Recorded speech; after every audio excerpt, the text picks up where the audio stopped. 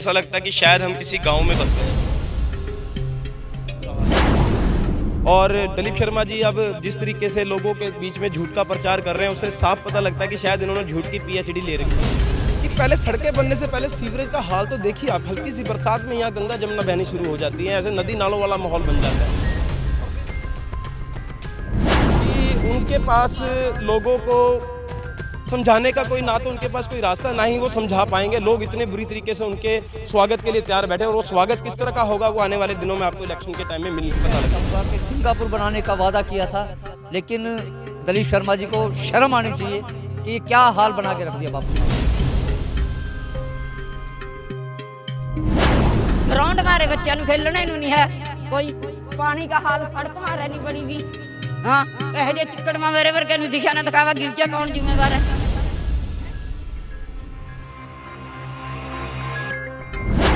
बीमारियों का घर बना के रख दिया बापू धाम को। आज गली गली के अंदर नहीं, घर घर के अंदर दलीप शर्मा के मुर्दाबाद के नारे लग रहे हैं। आपने देखा होगा शर्मा ने अपना एक भी वादा पूरा नहीं किया। दलीप शर्मा ने सिर्फ,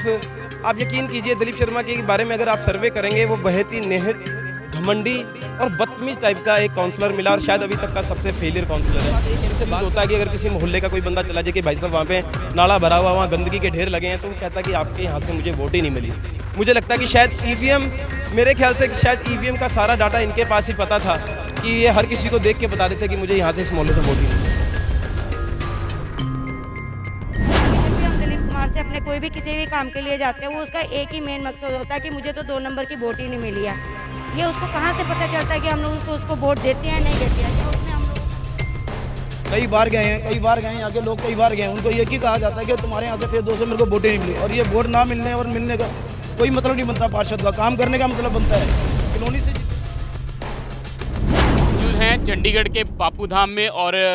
कल रात थोड़ी सी बरसात हुई, और इस बरसात की वजह से आप यहाँ की खस्ता हाल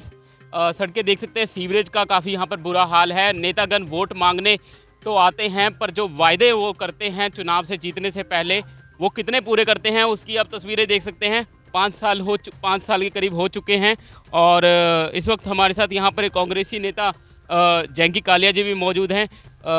जंकी कालिया जी, जिस तरीके से कल बरसात हुई और ये खस्ता हाल जो हालत है, उसको लेकर आपका क्या कहना है? देखिए, बापू धाम में पिछले 5 साल से जो हालात हुए हैं, ऐसा लगता है कि शायद हम किसी गांव में बस गए हैं। चंडीगढ़ शहर जो पूरे हिंदुस्तान में नहीं, पूरी दुनिया में अपनी खूबसूरती की पहचान के चर्चे हमेशा करवाता आया। आज हम जब चंडीगढ़ की बापू धाम कॉलोनी में आते हैं, जो कॉलोनी शायद शहर की सबसे पुरानी कॉलोनी है, इतने बुरे हालात कभी, मतलब हमने छोटी सी उम्र से हमने अपने होश संभाले इतना बुरा हाल नहीं देखा है। और दलीप शर्मा जी अब जिस तरीके से लोगों के बीच में झूठ का प्रचार कर रहे हैं, उससे साफ पता लगता है कि शायद इन्होंने झूठ की पीएचडी ले रखी है। पीएचडी का इनके पास कोई सर्टिफिकेट है। झूठ को बहुत अच्छे तरीके से, सफाई से लोगों के साथ बोलते हैं। इलेक्शन का दौर है, और इस इलेक्शन के दौर में मतलब कहीं ना कहीं क्रेडिट लेने की होड़ लगी हुई है। आपने जिस तरीके से देखा कि पिछले 5 साल में सड़कों का जो बापू धाम में बुरा हाल था, उसके लिए कांग्रेस ने एक जोरदार प्रदर्शन किया, जिससे कि प्रशासनिक अधिकारियों की आंखें खुली। और आंखें खुलने का ये हुआ कि 10-12 दिन के अंदर ही सड़कें बननी शुरू भी हो गई। अब सड़कें बननी शुरू हुई हैं, तो उसके बारे में मैं यही कहना चाहता हूँ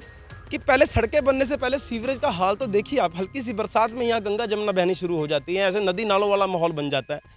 और फिर ये कहीं ना कहीं पैसों का वेस्ट है। और दलीप शर्मा जी अपनी पीठ अपने आप ही थपथपाने लगे हैं। मुझे लगता है कि इलेक्शनों के दिनों में जब वो गली गली में जाएंगे, उनके झूठ का पर्दाफाश होगा, और लोग शायद इतने आक्रोशित बैठे हैं कि उनके पास लोगों को समझाने का कोई, ना तो उनके पास कोई रास्ता, ना ही वो समझा पाएंगे। लोग इतने बुरी तरीके से उनके स्वागत के लिए तैयार बैठे, और वो स्वागत किस तरह का होगा वो आने वाले दिनों में आपको इलेक्शन के टाइम में पता लग जाएगा। यहाँ पर कुछ और भी लोग हैं, उनसे भी बातचीत करना चाहते हैं। आप क्या नाम है आपका? मैं श्रवण कालिया जी, आप यहीं पे रहते हो? यहीं रहता हूँ। अब आप बापू धाम का पूरा हाल देख सकते हो कि गली गली, एक ही गली नहीं, और गटर वगैरह जाके देख सकते हो। सड़कों की कारपेटिंग आप देख सकते हो कैसी हो रही है। और मैं यही कहना चाहूँगा कि सिंगापुर बनाने का वादा किया था, लेकिन दलीप शर्मा जी को शर्म आनी चाहिए कि क्या हाल बना के रख दिया बापू धाम का। हाँ जी, आंटी जी क्या कहना चाहेंगे? क्या कहना चाहेंगे भाई, ये सड़कें बनाओ, कोई कुछ करे भी है। 5 साल हो गए वोटां पाइयां नूं, जीते नूं, 12वां चिक्कड़ है, बच्चे रखने ते बेकार है। बड़े बूढ़े गिरें चाहे रहें थोड़ा बहुत शर्म होनी चाहिए प्रधाना ਨੂੰ ਵੋਟ ਪਾਵਾਂ ਤਾਂ ਹੀ ਪਾਵਾਂ ਵੀ ਕੋਈ ਮਾਰਾ फायदा ਹੋਇਆ बात दिलीप शर्मा जी ने कदी थोड़ी समस्या सुनी हमारी कोई समस्या नहीं सुनी हमारी क्या समस्या यही समस्या आ गई यही ग्राउंड हमारे बच्चों को खेलने नहीं है कोई पानी का हाल सड़क मारे नहीं बनी भी हाँ यह जे चिक्कड़ में मेरे वर्गे ਨੂੰ दिखा ना दिखावा गिर जा कौन जिम्मेवार है इतना जो है कोई होना चाहिए यह जा कम भी जड़ा दुनिया बारे सोचा ही नहीं ना प्रधान बन गया अपने बारे ही सोचो देखिए पब्लिक जो है बापू धाम की पब्लिक ना बहुत बुरी तरीके से परेशान है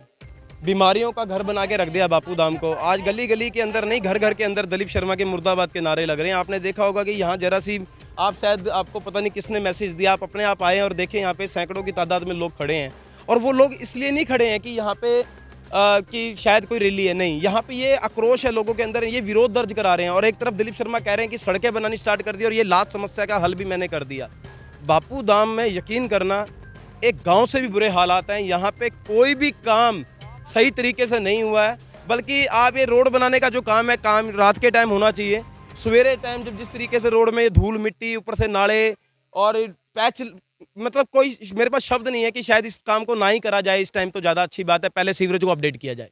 जो पार्षद हैं दिलीप शर्मा वो कल व्हाट्सएप के ज़रिए सोशल मीडिया के ज़रिए कह रहे थे कि हमने 5 जो हमने वायदे किए थे वो पूरे कर दिए उसको लेकर आप देखिए दिलीप शर्मा ने अपना एक भी वादा पूरा नहीं किया दिलीप शर्मा ने सिर्फ आप यकीन कीजिए दिलीप शर्मा के बारे में अगर आप सर्वे करेंगे वो बहुत ही निहित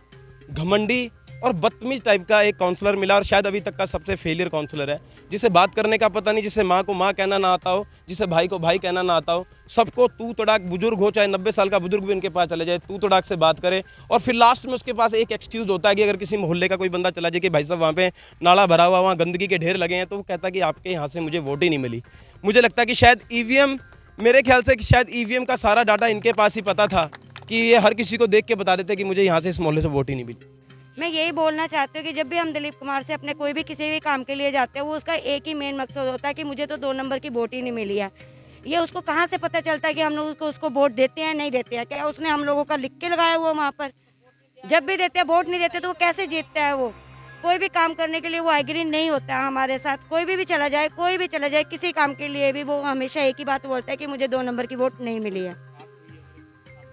हमारे हमेशा यहाँ पर यही हाल रहता है क्योंकि उसने कभी आके यहाँ पर नहीं देखा है सिर्फ वो वोट मांगने के लिए एक दिन के लिए आएगा उस दिन उसने झाड़ू लगवा देना है यहाँ से अपने जमादारों को कह के सब कुछ करवा देना है अदरवाइज यहाँ पर 24 आवर्स यही काम रहता है हमारे बच्चे ना निकल सकते ना जा सकते ना आ सकते डेंगू के वो मरीज हो जाते हैं अब कोविड की हम उससे गुजर रहे हैं उसके लिए उसके पास कोई फैसिलिटी नहीं है ठीक है हर एक फैसिलिटी को इग्नोर मार के चलता वो इंसान ठीक है ना ये सब चीज़ें नहीं होनी चाहिए क्योंकि बहुत ही लोग सारे लोग यहाँ के परेशान हैं एक नहीं है सारे ही परेशान हैं पूरा बापू धाम उससे परेशान है कि वो अरे किसी चीज़ का भी एक फैसिलिटी नहीं दे रहा हम लोगों को किसी चीज़ की भी एक भी चलो एक चीज़ की तो फैसिलिटी हमें मिलनी चाहिए कि चलो आज सड़कें नहीं पड़ रही हैं गटर पड़ रही है गटर नहीं पड़ रहा है सड़कें पड़ी हैं किसी चीज़ की वो फैसिलिटी नहीं देता है किसी की पेंशन का नहीं करता है कोई काम के लिए चले जाओ कोई ग्राउंड नहीं है बच्चों को खेलने के लिए कोई हमारी गाड़ियाँ खड़ी करने के लिए नहीं है हम लोग कभी गाड़ी वहाँ खड़ी करते कभी वहाँ खड़ी करते हैं उसने किसी चीज़ की हमें कोई फैसिलिटी नहीं दी हुई है यहाँ पर थैंक यू मैं उत्पाल शिवसेना उप प्रमुख चंडीगढ़ देखिए इसको लेकर तो ये कहना है कि दिलीप शर्मा ने आज तक यहाँ पे इंसान को इंसान नहीं समझा फेस दो के लोगों को एक जानवर की तरह समझा है कि भी यहाँ पे लोग रहते ही नहीं है और जो बंदा जाता है उनके पास काम कराने के लिए कि हमारे यहाँ पे गटर बंद है सीवरेज बंद है नाले बंद हैं तो उनको ये कहा जाता है कि हमारे को फेस 2 से वोट ही नहीं मिली और ना ही वो फेस 2 के अंदर आके कभी आके देखते हैं कि यहाँ लोग रहते हैं या नहीं रहते कोई परेशान है कि नहीं परेशानी है ये सड़कों का हाल कर रखा है बहुत बुरा हाल कर रखा है सड़कों का